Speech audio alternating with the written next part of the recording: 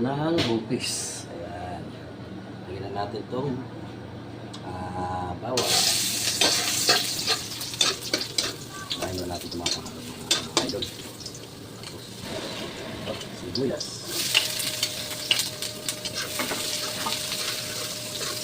Lagyan natin ito muna mga idol.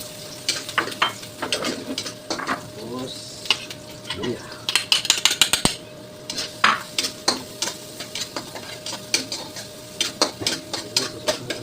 Yung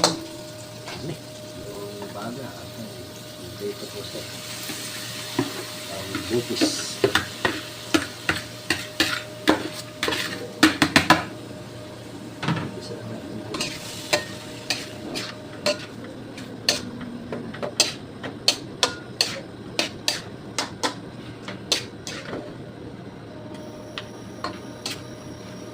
Dito na kasi yung bupis na yung idol, yung karne niya, kaya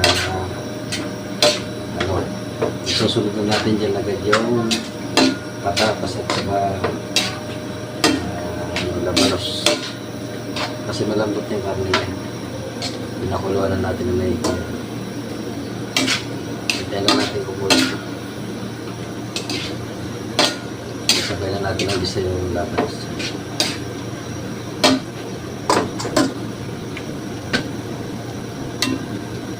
Lagyan na natin ito mga idol, labanos at saka carrots.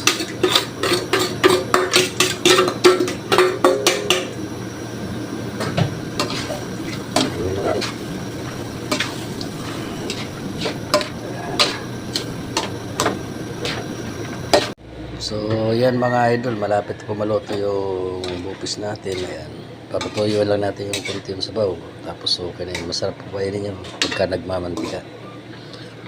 So yan o.